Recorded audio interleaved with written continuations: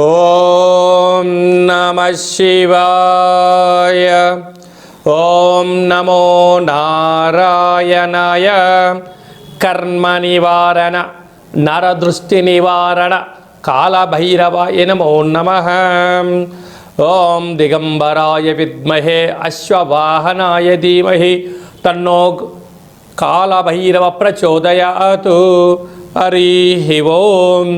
మా ఛానల్కి స్వాగతం. చూస్తున్న వీక్షకులకు ప్రేక్షకులకు ప్రియ కాళభైరవ భగవద్బంధులకి స్వాగతం పలుకుతూ మమ్మల్ని ఎంతగానో ఆదరిస్తూ ఉండబడినటువంటి ప్రియ సోదర సోదరీమణులకు, జ్యోతిష్య అభిమానులకు, హిందూ ఆధ్యాత్మిక భగవద్బంధులకి అందరికీ కూడా ముందస్తుగా ఆదివారం అమావాస్య మరియు మాఘమాస ప్రారంభకాల సమయంలో విశేషమైనటువంటి మహాసరస్వతి అమ్మవారి యొక్క జయంతి ఆశీస్సులు, రథసప్తమి, విశేషంగా భీష్మాష్టమి సందర్భంగా ఎలాంటి విధి విధానం పాటించడం వల్ల సకల గ్రహదోషాలు తొలగిపోయి నూతన ఆంగ్ల సంవత్సర ప్రారంభకాల సమయంలోనే మొదటి అమావాస్య ఆదివారం అమావాస్య సందర్భంగా ఎలాంటి ఐశ్వర్యాన్ని పొందడం వలన సకలమైనటువంటి గ్రహదోషాలు, వాస్తు, నరదృష్టి, సకల భూత ప్రేత పిచాచ బ్రహ్మర యక్షర యమదూత శాకిని డాకిని గ్రహదోషాలను తొలగించుకొని ఐశ్వర్యం పొందాలో తెలుసుకుందాం. 16/1/2026 నుండి 31/1/2026 వరకు పుట్టినటువంటి వారందరికీ కూడా ముందస్తుగా జన్మదిన శుభాకాంక్షలు. గతంలో వివాహం చేసుకున్న వారికి వివాహ వార్షికోత్సవ శుభాకాంక్షలు. ద్వాదశ రాశుల్లో గ్రహ గమనాన్ని వీక్షింపచేద్దాం. మిథున రాశిలో దేవగురు బృహస్పతి సంచార స్థితి, సింహరాశిలో కేతు సంచార స్థితి, ధనుసు రాశిలో బుధ సంచార స్థితి, మకర రాశిలో ఏడాది తర్వాత రవి కుజ శుక్ర సంచార స్థితి, కుంభరాశిలో రాహు సంచార స్థితి, మీనరాశిలో శనేశ్వర స్వామి వారి యొక్క సంచార స్థితితో ద్వాదశ రాశుల్లో గ్రహ గమనాలు ఈ విధంగా ఉన్నాయి. ఆదివారం అమావాస్య సందర్భంగా మేషరాశి వారికి ఒకవైపు ఏళ్లనాటి శని ప్రారబ్ధ సంచార స్థితిలో ఉన్నప్పుడు ఎలాంటి విధి విధానం పాటించడం వలన గ్రహాల దోషాన్ని తొలగించుకొని ఐశ్వర్యాన్ని పొంది ఆధ్యాత్మిక చింతనలో ఉన్నతమైన జీవితం ఎలా పొందాలో ఈ వీడియోలో సవివరంగా సంపూర్ణంగా తెలుసుకుందాం. మేషరాశిలో ఏ నక్షత్రాలు వస్తాయిగా? అశ్విని నక్షత్రంలోని 4 పాదాలు, భరణి నక్షత్రంలో 4 పాదాలు, కృతికా నక్షత్రంలో 1 పాదం కలిపితే మేషరాశి. రాశాధిపతి కుజ భగవానుడు. వీరికి తృతీయంలో గురువు, విశేషమైనటువంటి పంచమ కేతు సంచార స్థితి, భాగ్యంలో బుధుడు, రాజ్యస్థానంలో త్రిగ్రహ సంచార స్థితితో కూడుకున్నటువంటి 19వ తారీఖున 20వ తారీఖున పంచమగ్రహ కూటమి రాజ్యస్థానంలో జరుగుతుంది కనుక వృత్తులలో, ఉద్యోగాలలో, వ్యాపారాలలో, పెట్టుబడులలో, లావాదేవీల విషయాలలో అనేక రకాలమైన మార్పులు రాబోతున్నాయి. కనుక ఇలాంటి కాల సమయంలో ఎందుకనగా 5 గ్రహాలు కలిపి రాజ్యస్థానంలో ఉండడం వలన అంటే ఏ కొద్దిపాటి అప్రమత్తంగా మీరు ఉన్నా ఉద్యోగం పోగొట్టుకునే పరిస్థితి ఉంటుంది, ధనం అప్పుల పాలయ్యే పరిస్థితి ఉంటుంది, తెచ్చుకున్నారా స్థిరచరాస్తులు కరిగిపోయే పరిస్థితి అధికంగా ఉంటుంది. కనుక ఇలాంటి కాల సమయంలో తప్పక ఈ తెల్ల జిల్లేడు వృక్షం దగ్గర ఆదివారం అమావాస్య సందర్భంగా ఎర్రటి ఒత్తులతో దీపాన్ని పెట్టడం, ఆ గణపతి స్వామివారిని పెకిలింపజేసి సింధూరాణం పూసి ఇంట్లో పెట్టుకొని ఇంటి గుమ్మం దగ్గర ఎర్రటి గుమ్మడికాయను ఛేదింపజేసి పగలగొట్టినట్లయితే సకలమైన దోషం తొలగిపోతుంది. అది ఏ కాకుండా అసలే నూతన ఆంగ్ల సంవత్సర ప్రారంభకాల సమయంలోనే వచ్చిన మొదటి అమావాస్య కనుక విశేషంగా రుణ సమస్యలు, రోగ సమస్యలు, శత్రు సమస్యలు తొలగిపోవాలని కోరుకుంటూ వీలైనంతవరకు నిప్పుకు, నీటికి, గొడవలకు దూరంగా ఉండి తీరాలి. లేకపోతే ఉద్యోగంలో, వ్యాపారంలో అనంతమైనటువంటి ఇబ్బందులు కలగజేసే పరిస్థితి ఉంటుంది. కనుక సాఫ్ట్వేర్ ఉద్యోగస్తులు, హార్డ్వేర్ ఉద్యోగస్తులు, వ్యవసాయ సోదరీమణులు, గృహ భవన నిర్మాణ కార్యక్రమం చేసేటువంటి వారు, రాజకీయ నాయకులు, హోటల్ వ్యాపారస్తులు, మార్కెటింగ్ రంగంలో ఉండబడిన వారందరూ కూడా ఎంతో ఓర్పుగా, ఎంతో నేర్పుగా, సత్ప్రవర్తనగా ఉండి తీరాలి. కనుక ఆదివారం అమావాస్య సందర్భంగా మీరు ఆ యొక్క సూర్యారాధన, తెల్ల జిల్లెడు వృక్షం యొక్క పూజ, కుక్కకు కాకికి ఆహారాన్ని పెట్టడం వలన సకల దోషాలు తొలగిపోతాయని చెప్పి గమనించాలి. జనవరి మాసంలో ద్వితీయార్థంలో ముఖ్యమైన పండుగల గురించి క్లుప్తంగా సవివరంగా సంపూర్ణంగా తెలుసుకుందాం. ఆంగ్ల సంవత్సర ప్రారంభకాల సమయంలోనే మొదటి అమావాస్య ఆదివారం అమావాస్య రావడము చాలా యోగదాయకం. అంటే అనేక ప్రాంతాలలో అమావాస్యను పెద్ద పండుగలాగా చేస్తూ ఉంటారు. కనుక అందులో ఆదివారంతో కూడుకున్నటువంటి అమావాస్య రావడం వలన యంత్ర సాధన, మంత్ర సాధన, యోగ సాధన చేసేటువంటి వారందరికీ చాలా పండుగతో సమానం. కనుక ఆదివారం అమావాస్య రోజున ఇంటిని శుద్ధి పెట్టుకొని ఇంటిలో కూష్మాండ దీపాన్ని, శక్తి కలిగితే నారికేల దీపాన్ని, మరింత శక్తి కలిగితే పిండి దీపాన్ని ఏర్పాటు చేసుకొని అసితాంగ కాళ భైరవ స్వామి వారి స్మరణ ధ్యానం వలన బ్రహ్మరాసిన వ్రాతను కూడా తొలగించుకొని మనకి ఎలాంటి జీవితం కావాలో అలాంటి జీవితం స్వాగతం పలకడం కోసం మనమే సువర్ణపు అధ్యాయాన్ని రాసుకునేటువంటి మంచి కాలంగా భావించాలి. అలాగనే అమావాస్య అనగానే గగనమంతరం కూడా నిశ్శబ్దంగా శూన్యంగా ఉంటుంది.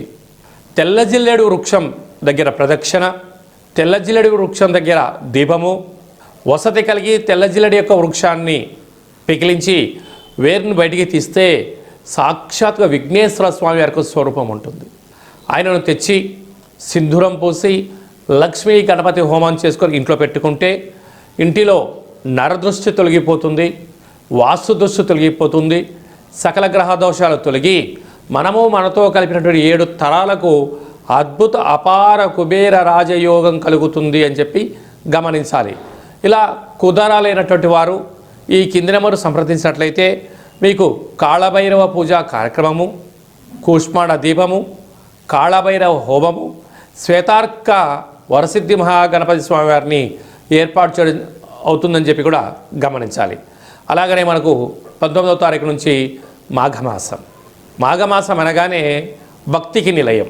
మనకు విశేషంగా ఎన్నడూ లేనటువంటి విధంగా 19వ తారీఖున 20వ తారీఖున పంచగ్రహ కూటమి అనగా మకర రాశిలో చాలా ఏళ్ళుగా జరగనటువంటి గ్రహ సంయోగము.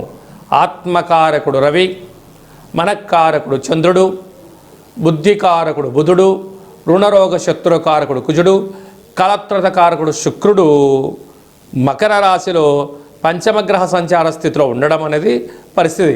కనుక 19వ తారీఖున 20వ తారీఖున వీలైనంత వరకు మౌనం, ధ్యానం, ఏకాగ్రత, సత్ప్రవర్తన, ఆవేశానికి దూరంగా ఉండడం, సూర్యారాధన, కొన్ని యజ్ఞ యాగ కార్యక్రమాలు, పూజా కర్తువులో పాల్గొనడం వలన మనశ్శాంతి కలిగి సకల దోషం తొలగిపోతుందని చెప్పి కూడా గమనించాలి. అలాగనే మనకు 23వ తారీఖున వసంత పంచమి, సరస్వతి మాత అమ్మవారి యొక్క జయంతి. కనుక 2 సంవత్సరంలో నిండి 3వ సంవత్సరం పడి 3 సంవత్సరాలు నిండన్నటువంటి అబ్బాయిలకు కానీ అమ్మాయిలకు కానీ అక్షరాభ్యాసం చేయించడానికి ఇది శుభతరుణం అని చెప్పి గమనించాలి. 25వ తారీఖున రథసప్తమి, సాక్షాత్గా భూమండలానికి వెలుగునిచ్చేటువంటి శ్రీమన్నారాయణ స్వరూపమైనటువంటి సూర్యనారాయణుడి యొక్క జయంతి. కనుక సూర్య నమస్కారం, తెల్ల జిల్లెడు వృక్ష ప్రదక్షిణ, తెల్ల జిల్లెడు ఆకులలో సూర్యభగవానునికి చక్కెర పొంగల్ని నైవేద్యంగా ఏర్పాటు చేయడం, సూర్యాసనాలు, సూర్య నమస్కారాలు. ఒక్క నమస్కారం చేస్తేనే చాలయ్యా, సంపూర్ణ ఆయురారోగ్యాలు ఇస్తాడు. కానీ అలాంటి రథసప్తమి రోజున ఒక్కొక్క రాశిలో సూర్యభగవానుడు 30 రోజులు ఉంటాడు. ప్రతిరోజు ఒక్కొక్క డిగ్రీ ప్రయాణం చేస్తూ ఉంటారు. అయితే మనకు 360 డిగ్రీలు కలిపితే సంవత్సరం అవుతుంది. కనుక మకర రాశిలో ఉండగా వచ్చినటువంటి రథసప్తమి కనుక 12 సూర్య నమస్కారాలు ఎవరైతే చేస్తారో సంవత్సరాంతము ఆయురారోగ్యాలు కలిగి సంపూర్ణ అయినటువంటి మనశ్శాంతి, దేహశుద్ధి, ఆత్మశుద్ధి, జ్ఞానశుద్ధి చేత సంపూర్ణమైనటువంటి రాజ్యాధికార ఐశ్వర్యం కలుగుతుందని చెప్పి కూడా గమనించాలి. అలాగనే 20వ తారీఖున మాఘశుద్ధ అష్టమి, భీష్మాష్టమి అంటారు. కనుక భీష్మ పితామహుడు ఎంతటి శక్తివంతుడో మనందరికీ తెలుసు. కనుక ఆ రోజు విష్ణు సహస్రనామ పారాయణ చేసిన, కపాల కాళభైరవ స్వామికి స్మరణ చేసిన సకల అష్ట కష్టాలు తొలగిపోతాయని చెప్పి గమనించాలి. కనుక రక్షించే భగవంతుడు మన చెంత ఉండగా శిక్షించేటువంటి గ్రహాలైనా, శిక్షించేటువంటి దుష్ట గ్రహాలు వాటంతటిగా అవి పారిపోతాయని చెప్పి గమనించాలి. ఇక్కడ భక్తి ముఖ్యం, సమయం ముఖ్యం, ఆరాధన ముఖ్యం అని చెప్పి కూడా గమనించాలి. కనుక ఈ యొక్క మాఘమాసంలో మీకు ఏ ఆధ్యాత్మిక సలహాలు కావాలన్నా ఈ కిందను సంప్రదించినట్లయితే కాళభైరవ పూజా కార్యక్రమాలు చేయించి ఉన్నతమైనటువంటి జీవితాన్ని స్వాగతం పలకడానికి ఏర్పాటు చేయడం జరుగుతుందని చెప్పి గమనించాలి. ఈ యొక్క పాత్ర కంచు పాత్ర, కాళభైరవ స్వామి వారి యొక్క అక్షయ పాత్ర అంటారు. ఒక్కసారి ఇలా శబ్దం చేస్తే ఓంకార శబ్దం రావడం జరుగుతుంటుంది.